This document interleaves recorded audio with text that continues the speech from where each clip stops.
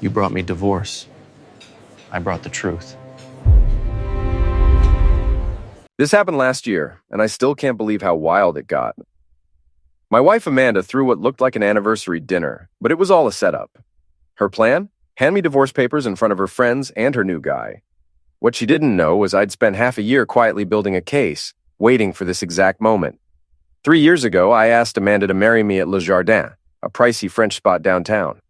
I got down on one knee, she cried. The crowd clapped. It felt like a dream. But that dream turned into a slow-moving mess. Fast forward to last October. Amanda texted asking to meet there for our anniversary. She even added a champagne emoji. That alone should have tipped me off. We hadn't celebrated anything in months. The last time she looked happy with me was when I took out the trash without being told. She called it bare minimum. Still, I said yes. I showed up in my best navy suit, the one I usually wear to funerals. Seemed fitting. When I walked in, she was front and center, placed like it was a stage. Of course she wasn't alone. Lisa, her loud best friend, was there wearing a dress that looked like glitter exploded. She was already tipsy and shrieking with laughter. Amanda's work friends, Jennifer and Sarah, were also there. One I barely knew. The other once talked about her juice cleanse like it was a life mission. Then there was Brandon, the yoga guy. I knew his face from Amanda's Instagram work retreat stories, which looked a lot like a romantic getaway. Man bun, beads, trying hard to look deep. His arm was around her chair like he lived there. The table was set with flowers, fancy wine, and lots of fake joy. Amanda stood and raised her glass. "To new beginnings!" Lisa yelled. "To her new king!" Then came the real show. Amanda pulled out a manila envelope from her designer purse, the one I bought her for Christmas, and slid it to me with a smug smile. Inside, divorce papers, already flagged with sticky notes. The table cracked up. I sat there calm, letting it all sink in. But here's what they didn't know. I saw it coming. Let's rewind 6 months. Back then, I was clueless, thinking we were still a team. I believed marriage meant working together, building a life, saving money, being there for each other. In truth, I was pulling the whole load while Amanda watched from the sidelines. It started small, late nights at work. "Big project," she'd say, rolling in past 10, smelling like a perfume I didn't recognize. I'd have dinner ready. She'd barely touch it, glued to her phone, laughing at texts I never saw. "Just work stuff," she'd say. "You wouldn't get marketing jokes." Right, because nothing screams humor like sales charts and ad copy. What I didn't know then was how deep it all went. But I was about to find out. And Amanda was about to learn that she wasn't the only one who could plan a surprise. Then came the Thursday nights. Like clockwork, Lisa would pull up in her loud white SUV, honking like she owned the street. That thing probably cost more per month than I paid for school. Amanda would suddenly turn into someone else. Heels I'd never seen, brand new dresses with tags still on, makeup sharp enough to cut glass. "Don't wait up!" she'd shout, already halfway gone. I didn't wait. I stayed on the couch with Netflix and our golden retriever, Buddy. He was 3 years old and probably the only honest relationship I still had. When Buddy wanted something, he just stared and drooled. No games, no guilt about how I hadn't made it to the top yet. "She's just tired," I'd tell Buddy, who tilted his head like even he didn't believe me. "The merger's been rough at work, right?" He'd yawn. Honestly, Buddy had better instincts than I did. I should have known things were off when Amanda started saying she was finding herself. That's always a red flag. What it really means is, I'm finding someone else. Still, I tried to be supportive. I bought her those self-help books with dramatic titles like Awaken Your Inner Queen, books that sat on her nightstand untouched. Just decoration to make it look like she was changing. She signed up for a gym, then yoga, then Pilates. Suddenly, she had a busier fitness routine than a Navy SEAL. Only she wasn't training for battle. She was prepping for something else, and I'd soon find out what. She'd sip her post-workout smoothies, ones I made, with kale, spinach, and chalky protein powder that tasted like sadness. "You should come with me," she'd say. "Self-care matters, Jake." Meanwhile, I worked 60 hours a week running construction projects, managing tight schedules, angry crews, and a boss named Gerald who thought yelling was leadership. My idea of me time was grabbing lunch and not crying at my desk. The worst part, I thought I was being a great husband, ahead of the curve. I did all the chores. I folded her clothes the way she liked, shirts to the left, pants in thirds. Let's not even talk about the socks. I kept the house clean, bought her $12 grocery store flowers every Friday, and wrote cheesy notes on the mirror with a smiley face. I was basically a walking greeting card, plus a mortgage, plus a retirement account I'd been funding alone for 8 months. Then came the Tuesday morning that flipped everything. It was trash day. I had just dragged out the bins and felt weirdly proud about it. Amanda had left early again, well before sunrise, even though her job didn't start until 9. I was making coffee when I saw it. Her smartwatch, still on the kitchen counter, plugged in. Amanda never forgot that thing. It tracked everything: steps, sleep, heart rate. She treated it like part of her body. Then the screen lit up. A message popped up. My eyes locked on it before I even knew what I was doing. Brandon, great session, babe. Same time tomorrow? I froze. I stared at the screen like I could force the words to mean something else. Maybe Brandon was a woman. Maybe babe was just yoga talk. Maybe the emojis were just over-enthusiastic customer service. Yeah, right. My hands shook as I picked up the watch. I started scrolling. Message after message, so many, weeks worth. You're amazing. Last night was perfect. Can't wait to see you again. And Amanda's replies? Full of flirty energy I hadn't seen in years, if ever. Brandon, the yoga guy, wasn't just stretching her muscles. He'd taken over the starring role in whatever secret life she was living, and nothing screams betrayal like heart emojis after downward dog. I stood in the kitchen, coffee untouched, trash already out, holding proof of my wife's affair in my hand. Her smartwatch buzzed again. Another message from Brandon. Miss you already. Buddy, our golden retriever, walked over and sat beside me, sensing something was off. He nudged my leg gently. Yeah, buddy, I whispered, setting the watch back exactly where I found it. Same here. That was the moment everything changed. The second Jake Morrison, king of patience, loyal husband, and human doormat, checked out for good. And someone new showed up, someone done playing the fool. Once you start looking, the truth doesn't hide. It flashes in your face. After the watch incident, a moment I now call soul-shattering before sunrise, I started noticing everything. The late nights at work? Now made perfect sense. Amanda didn't work for NASA. She was in marketing, selling overpriced skin cream to rich people with too much time. No one's staying late for that. Well, no one but Amanda, who apparently found that late at the office was the perfect excuse for late at Brandon's. Then came the phone, locked down tighter than a government vault. I noticed one morning when I tried to use it, mine was dead, and I just needed to check work email. 6 failed tries later, I was locked out, and she was giving me a lecture about privacy and relationships. It's not that I don't trust you, she said, classic line people use before they explain exactly why they don't. Everyone needs personal space. Sure, Amanda. Privacy, not secrecy, of course. Definitely not for hiding thousands of texts from a guy who thinks yoga mantras count as deep thinking. Her phone was always on silent now, always face down. She checked it constantly, like she was waiting for a crisis update. In a way, I guess she was. The hostage, our marriage, the ransom, heart emojis, and candlelight. Speaking of candles, those showed up out of nowhere, too. Our bedroom started smelling like a bath store exploded. Vanilla bourbon, mint eucalyptus, something called midnight jasmine that cost more than a dinner out. They were everywhere, on nightstands, shelves, even the windowsill. It's for the vibe, Amanda said. To feel calm, you should try mindfulness, Jake. Right. Except those candles weren't for us. They were to cover up where she really lit them first.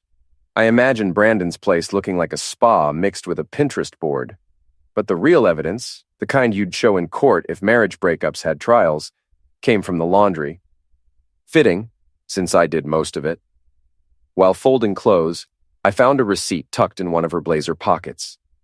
Victoria's Secret, $347, all on lingerie, tiny lacy stuff that wouldn't cover a napkin, and none of it had ever made an appearance in our bedroom. I'd remember, trust me. Our love life had gone cold, ice cold, weeks, maybe months. I'd stopped counting. No one enjoys tracking rejection, so who was she wearing that for? Sure wasn't me. But I didn't blow up. That part matters. I didn't yell, cry, or make a scene. I didn't give her that win. I didn't flip tables or smash plates like in some cheesy drama. That would have played right into her hands, made me the bad guy in the pity story she was no doubt planning. Instead, I smiled, acted normal, pretended nothing had changed, while I quietly made my own plans. Behind the scenes, I turned into a part-time detective. I had access to all our shared accounts, the finances we once believed we'd manage forever. I started digging into our credit card bills like I was solving a mystery. And the truth, it read better than any crime novel. Charges at hotels I'd never been to.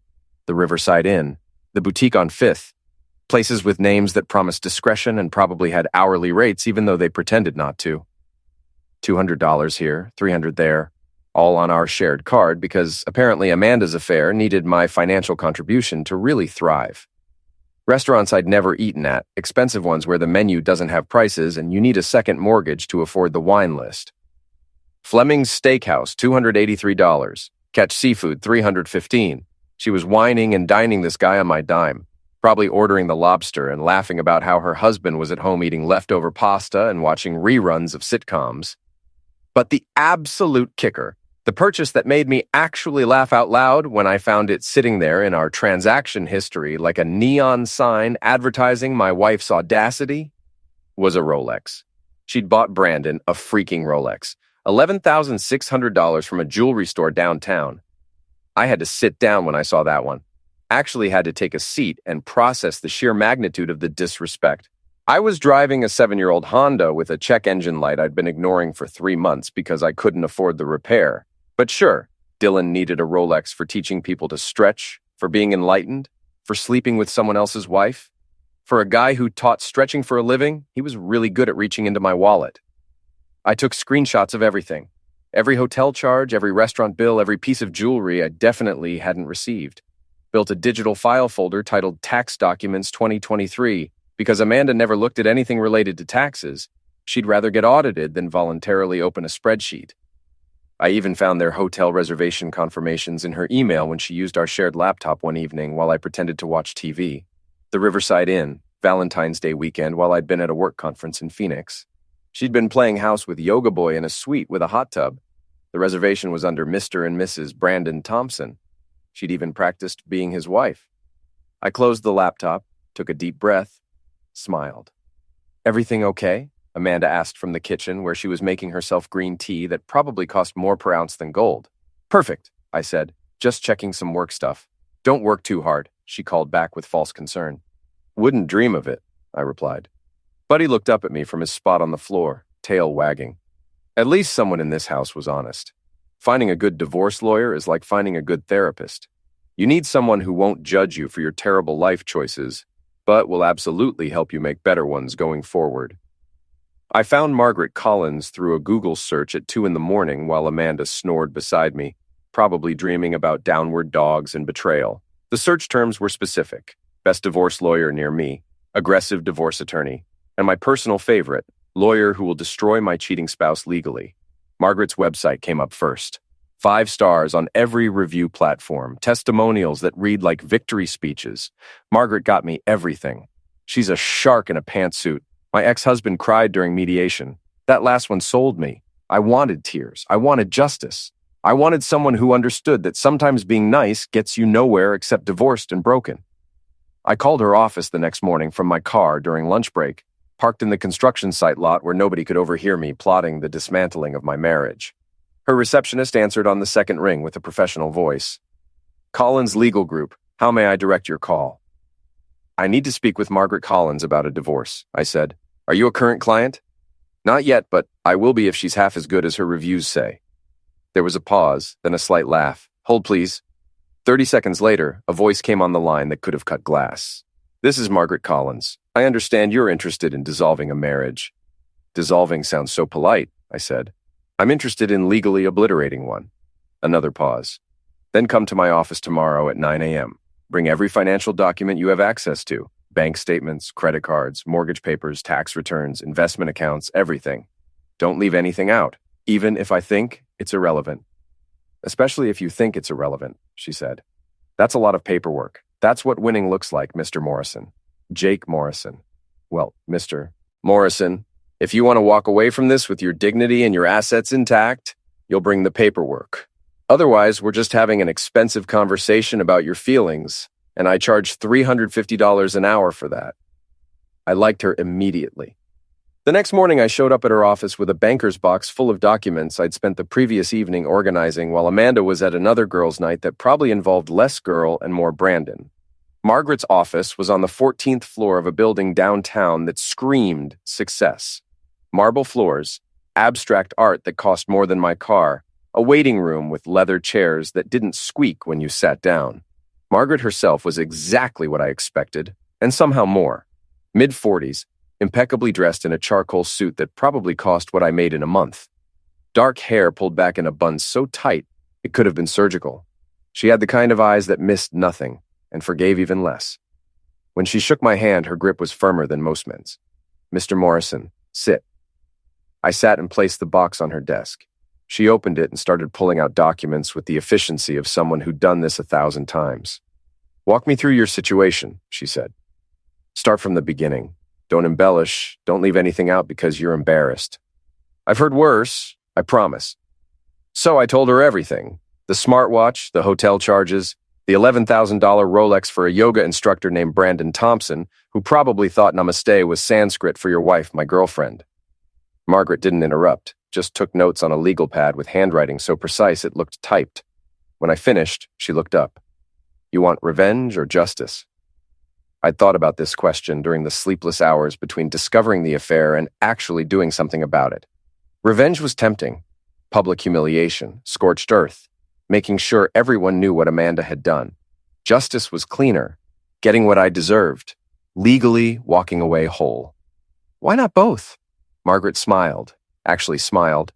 It was terrifying and reassuring at the same time. "I was hoping you'd say that," she said. "Let's get to work." We spent 3 hours going through documents. That's when we found Amanda had been systematically transferring money from our joint accounts to her personal account. Small amounts at first, then larger sums. Over 6 months, she'd moved nearly $40,000. But here's the kicker. She'd been documenting fake expenses in my name. Transaction memos saying things like covering Jake's poker debt or Jake's new gaming system or Jake's bar tab. I don't play poker, don't have a gaming system, and hadn't been to a bar in months. She was building a case to make me look financially irresponsible so she could claim she needed more in the divorce. Margaret called it fraud. She said it was going to be Amanda's downfall. We developed a strategy. Margaret helped me legally freeze our joint accounts, citing suspected fraudulent activity. We collected evidence of every false transaction. She had a forensic accountant friend named Paul who traced where the money actually went. Not to cover my fictional gambling problems, but to hotels, restaurants, and jewelry stores funding Amanda's affair. Margaret said judges get very angry about marital assets being used for extramarital affairs while falsifying records. For the next few months, I worked with Margaret in secret. Long lunches where I claimed I needed to clear my head. Amanda didn't question it, probably relieved to have me gone. We built an airtight case. Margaret explained we'd wait, let Amanda keep moving money, keep building her false narrative. Every transaction was more evidence. Every lie was another nail in the coffin. She said patience was key. Let Amanda think I was oblivious while we prepared to take everything. Meanwhile, I started following them. Not in a creepy way, just gathering evidence. One Thursday evening, Amanda said she was going to girls' night. She left wearing tight jeans and a top that definitely wasn't for hanging out with Lisa. I waited 5 minutes, then followed her downtown to a rooftop bar called Elevation. I went up, stayed hidden behind decorative plants and groups of people. There they were at a corner table, holding hands, laughing, eventually kissing. A full, passionate kiss that made nearby couples uncomfortable. I recorded everything on my phone. The lighting was perfect. Golden hour. I got it all.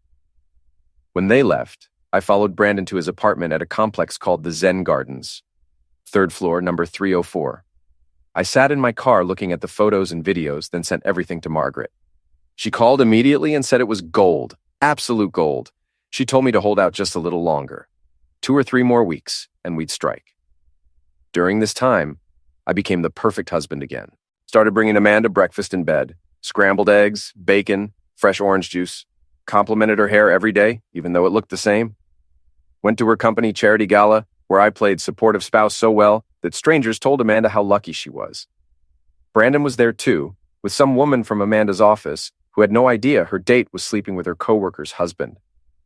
I watched them try not to look at each other. Amanda excused herself to the bathroom, and 90 seconds later, Brandon did the same.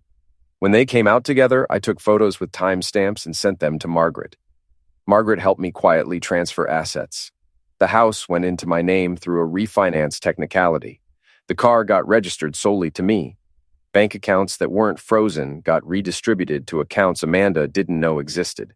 Everything we'd built together was methodically, legally, being moved out of her reach. I kept playing dumb, kept being nice, kept letting her think she was winning. 1 week before our anniversary, Amanda did something she hadn't done in 6 months. She touched me voluntarily without me initiating it or begging for scraps of affection like a lonely dog.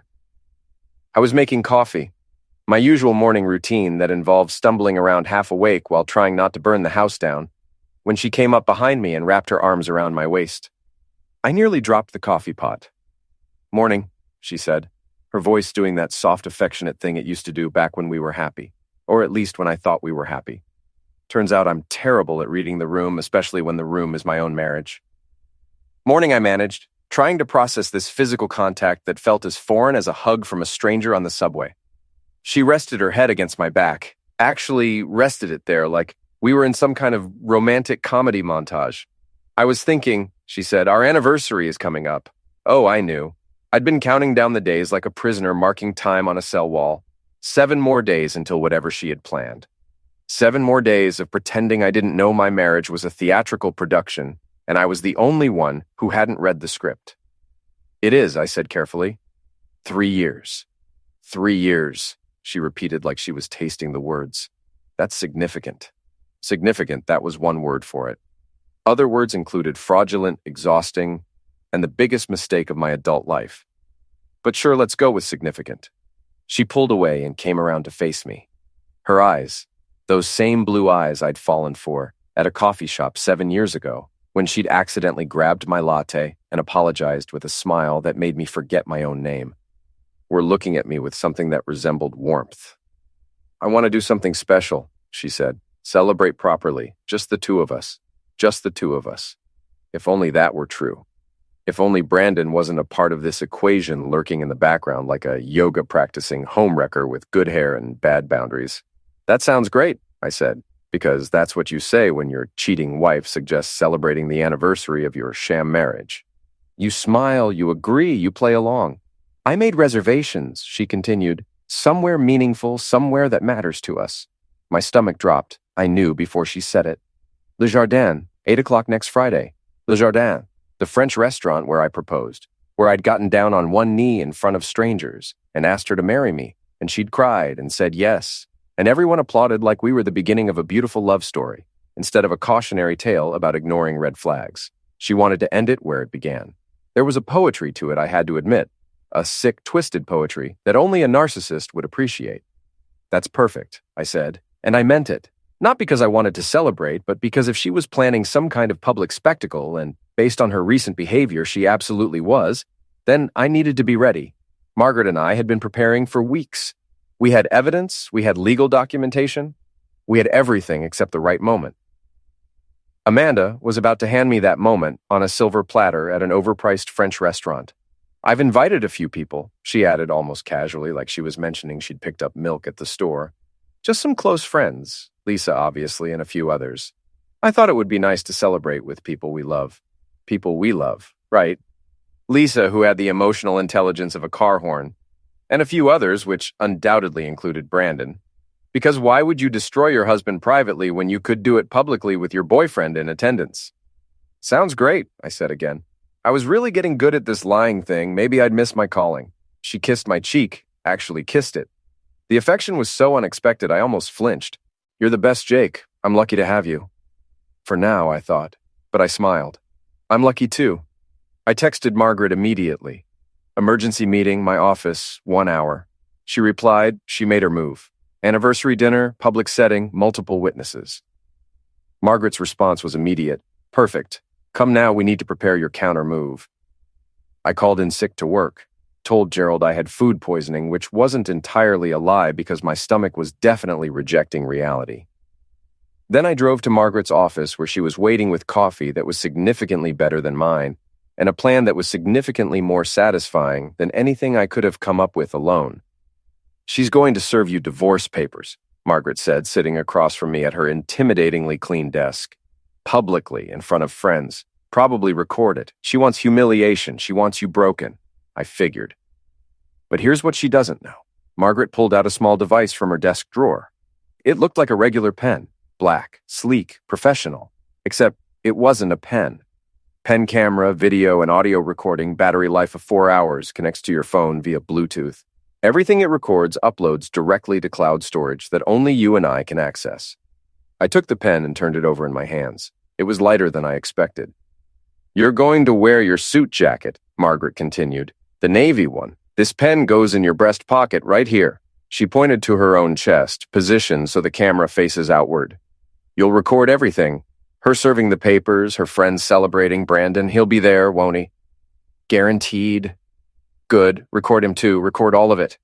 Whatever speech she gives, whatever humiliation she's planned, you document every second." And then Margaret smiled that terrifying, beautiful smile that meant someone was about to have a very bad day, and it wasn't going to be me.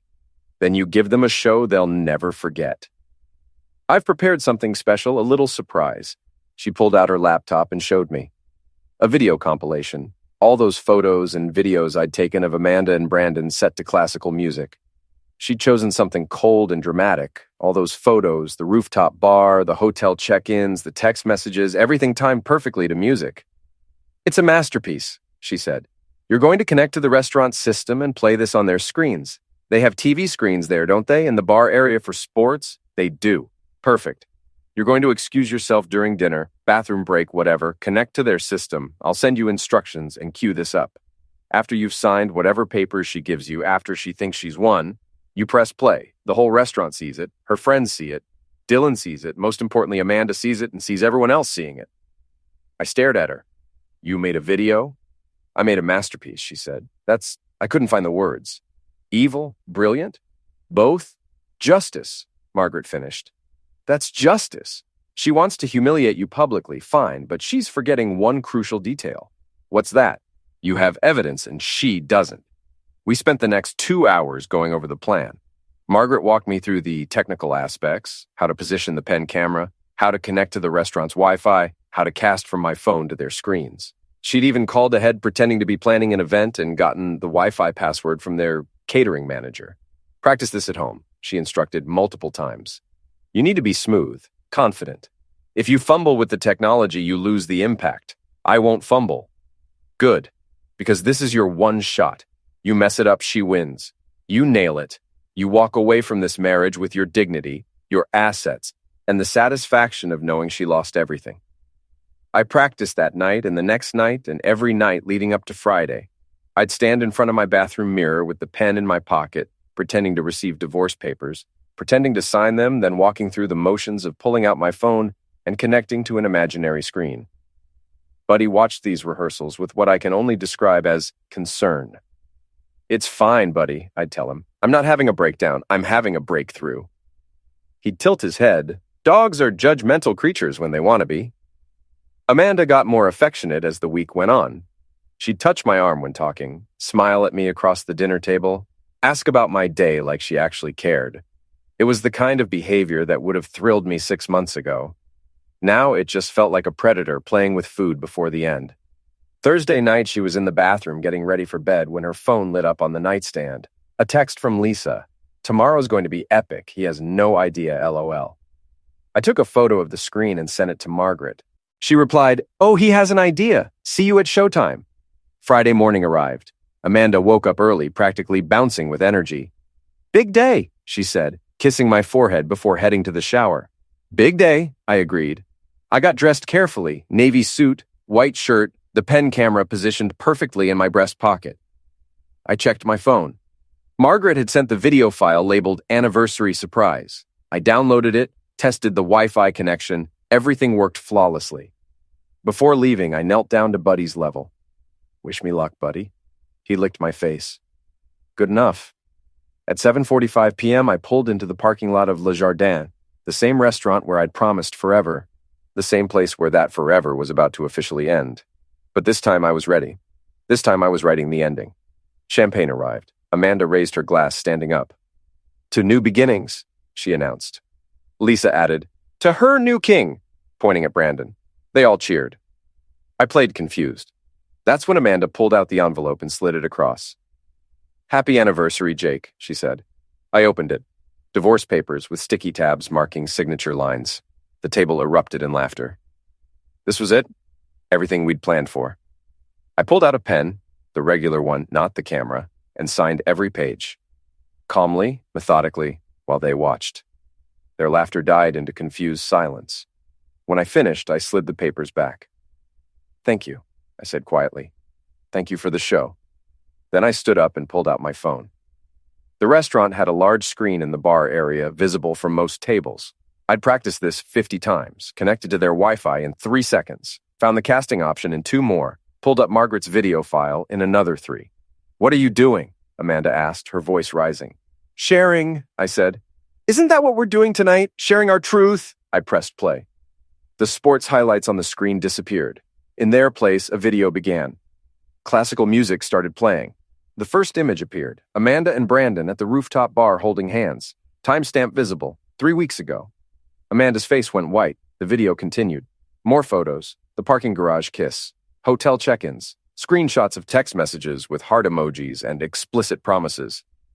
The restaurant went completely silent. Lisa dropped her fork with a clatter. Brandon looked like he wanted to crawl under the table. The 2 other women gasped. Other diners turned to watch. Some pulled out phones and started recording. The video played for 2 full minutes. Every incriminating photo, every romantic message, every lie. When it ended, a single line of white text appeared on black background. "Happy anniversary, Amanda! Wish granted." I pocketed my phone and looked at my wife. "You wanted an unforgettable night," I said. "Consider this my gift." For 5 seconds, everything was still. Then it blew up. Amanda jumped up so fast her chair hit the ground. Her face turned from pale to bright red. She opened her mouth, but no words came out. Brandon slid down in his seat like he wanted to vanish. Lisa was locked on her phone. Someone had already posted the video online. The other women at the table looked stunned. Around us, people started filming. "You recorded us?" Amanda finally said. "I gathered proof," I replied. "Big difference. Public place, public info. You spending our money at Riverside Inn. That watch for Brandon? 11 grand. Want me to keep going? I have spreadsheets." Her face changed. That word, spreadsheets, hit hard. She knew this wasn't sudden. I had planned this. "You hired a lawyer," she said. "A good one," I said. "You'll want one used to losing." Brandon croaked. "This is really harsh, man." I looked at him. "Harsh? You wore linen to a formal spot. You teach stretching and sleep with married women, and now you're upset?" He had nothing to say. Then the manager showed up, looking stressed. "I'm leaving," I told him. "Show's done. She's paying. She has cash. She's been using mine for months." I walked out, calm and proud. Behind me, Amanda started crying. My phone lit up before I left the lot. Margaret called. "Please tell me it went as planned," she said. "Better?" I told her. "We're trending on TikTok. Look up divorce restaurant karma." She laughed. 200,000 views already. By the time I got home, the video had hit 500,000. Buddy met me at the door, tail wagging. Comments were pouring in. "This is how you deal with cheaters. Real heroes wear suits and bring receipts." The classical music made it perfect. By midnight, 3 million views. Local news picked it up. Amanda's socials were trashed with comments. She locked everything down in a day, but screenshots never die. Brandon's accounts vanished. His yoga studio dropped him with a public statement. Lisa and the others ghosted Amanda. Her mom left a voicemail blaming me for Amanda's mess. I deleted it. The legal side? Even better. Margaret worked fast. 1 week later, it was done. The house? Mine.